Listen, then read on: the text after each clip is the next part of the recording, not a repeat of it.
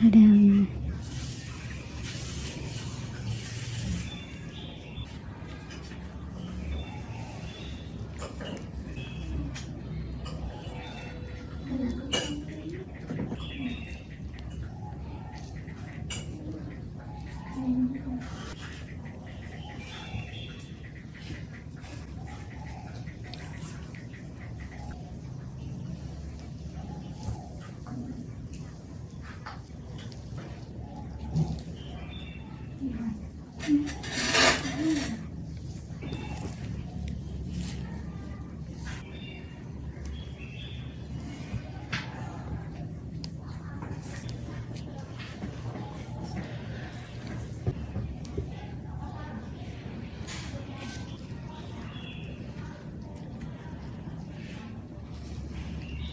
hình mà hay là do cái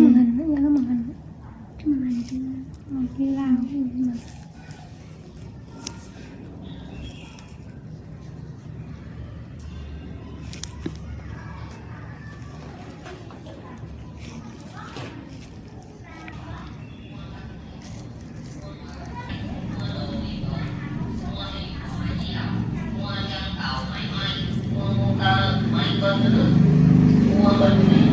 nãy qua bên này một cái hay hai cái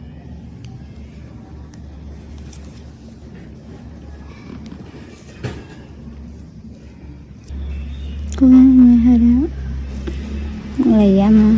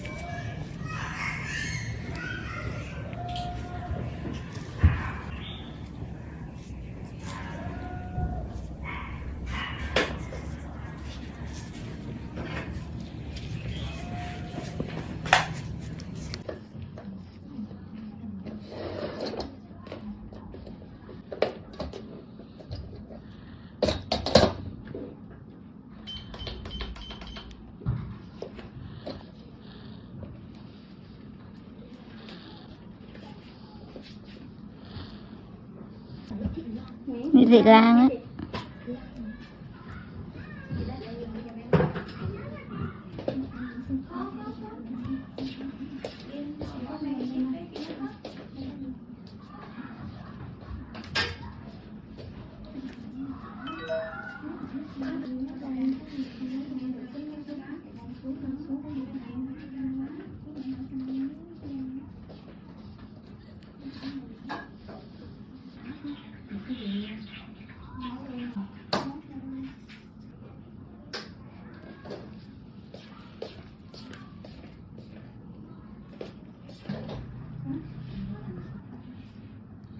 Người thì gần, người thì xa lát.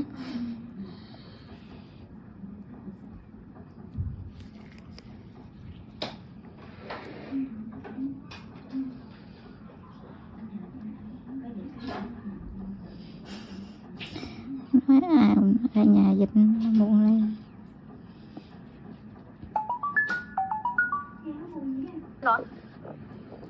Ý là đang chị Hà.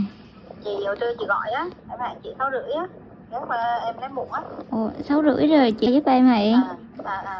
Dạ, Rồi, dạ, ok. dạ.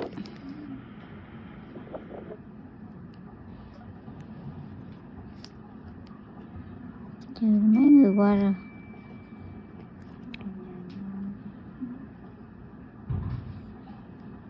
Mấy cái Một. Bên nó còn mấy cục nữa.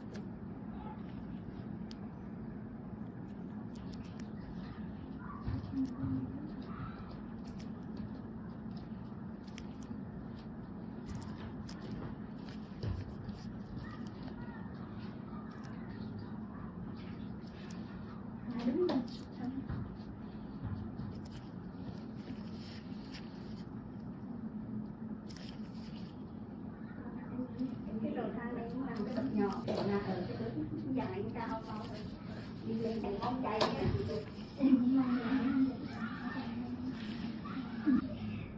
Người khỏe hơn đúng không?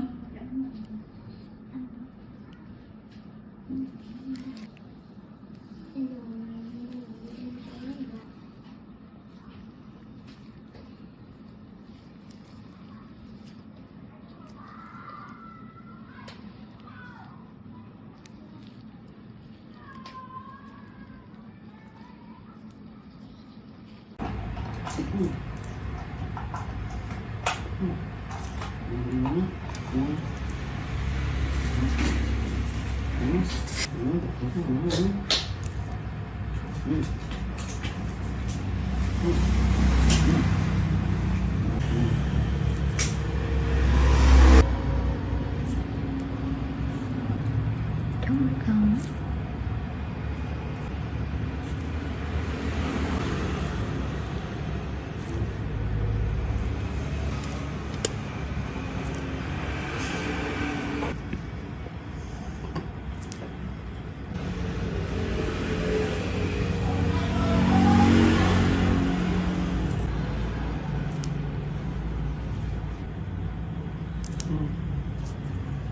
bật máy bay rồi này đó ta.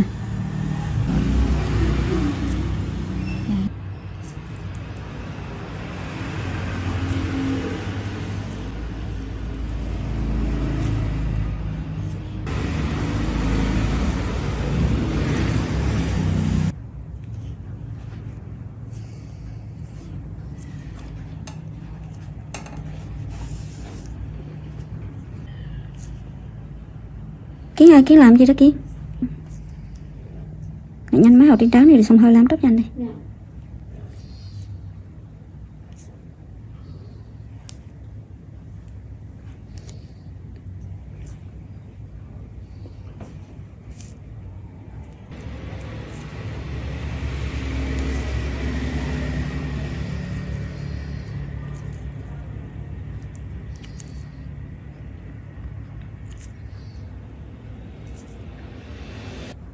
Suzuki step into a parallel universe. Next-gen V-Strom and SV spied with new engine platform. Suzuki's SV650 family, including the V-Strom 650, is one of the most successful and long-lived of modern middleweights, dating way back to 1999, but these spy shots reveal an all-new successor is coming. Spotted undergoing testing in mainland Europe, the shots reveal two models, a naked, SV-type roadster and V-Strom adventure bike, both using the same all-new engine platform. the much-loved old 645 cubic centimeters V-twin of the current SV and V-Strom has finally bitten the dust and has been replaced by an all-new twin, but now not in a V configuration but in the parallel twin layout, which now dominates the category with the Yamaha MT-07 family, KTM 790 and 890 Dukes and Adventures, the Aprilia RS 660 and Tuono 660, and even Honda's expected new 750 Transalp. Exact capacity of the new engine is not yet known, although 800 cubic centimeters seems most likely. It'll also be fuel-injected and ECU controlled and is expected to offer riding modes plus other electronic aids. The new engine also means an all-new chassis. Although the exact frame type can't be discerned from these pictures, it is likely to be a tubular steel trellis, mostly for cost reasons.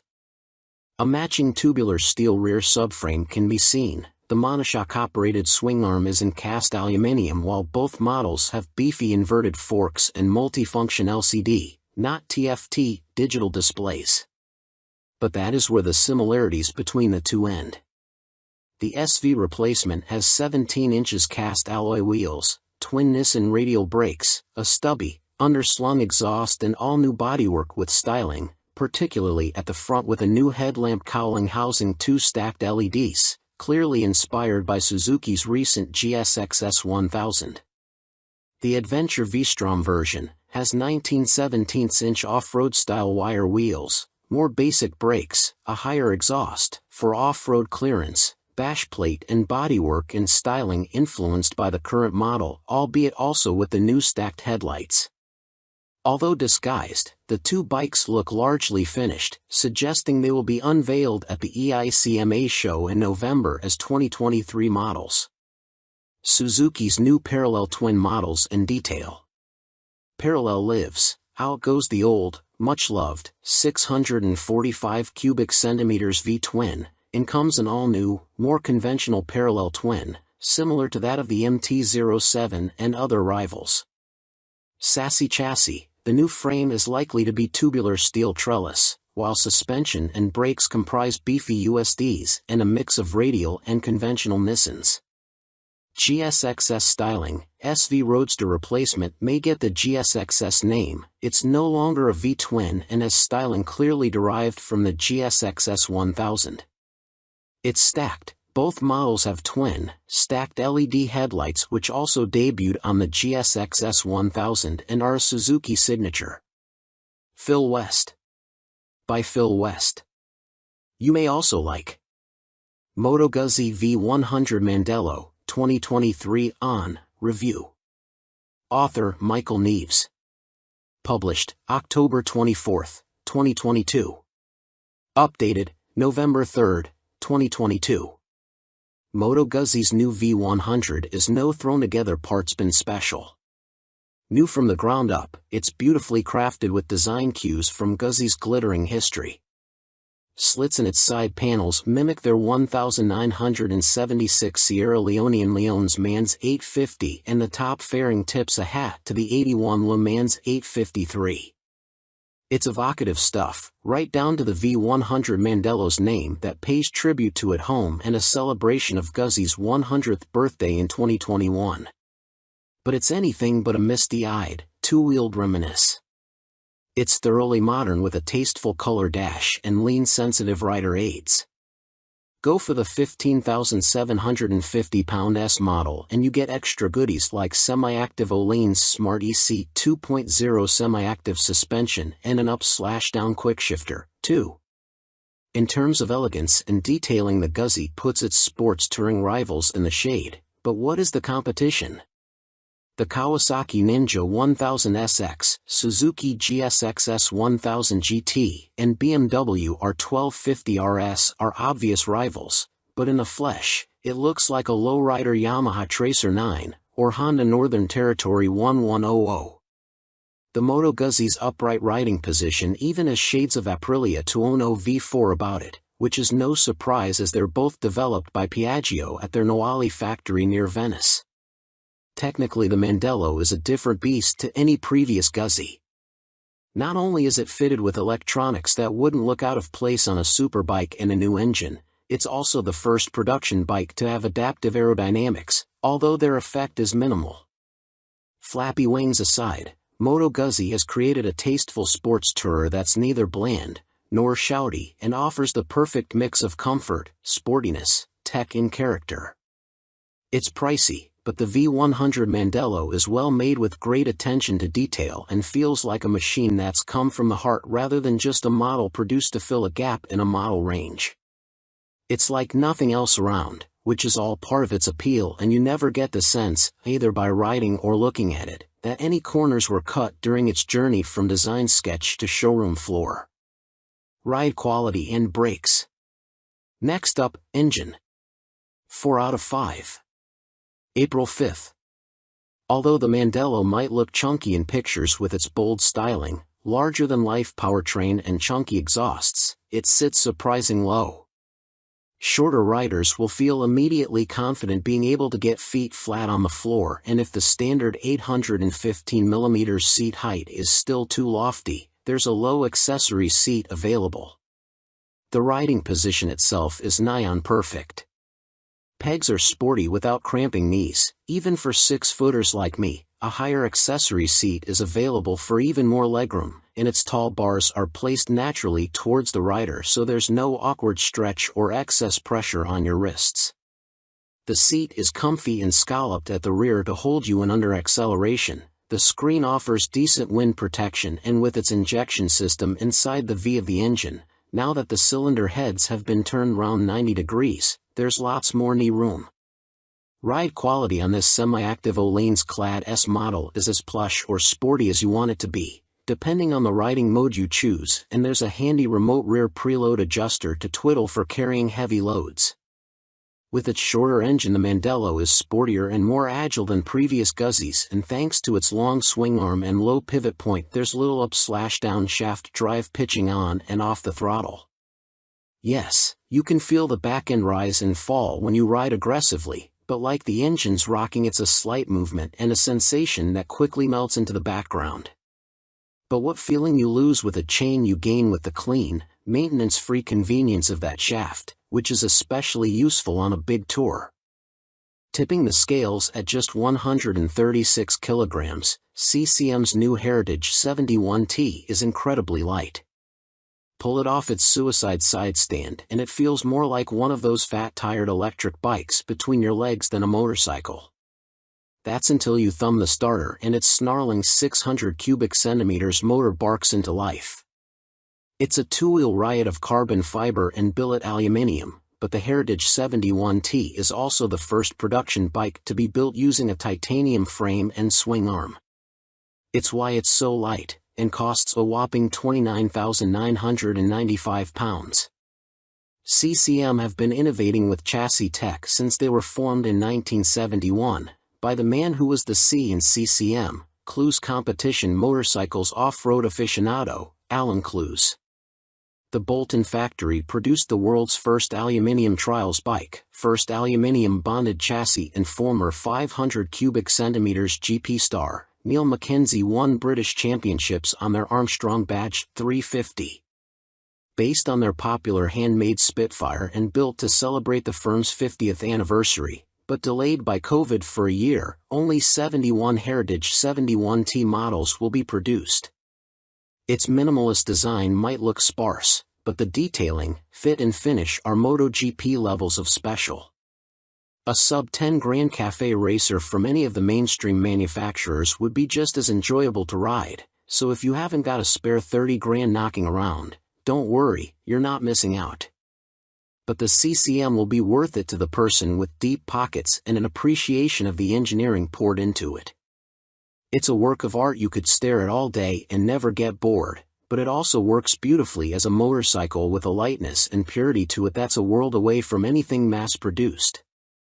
It takes a CCM engineer a week to handcraft the Heritage's aerospace-grade 3L/2.5 VCW5R titanium chassis and apply its brushed satin finish.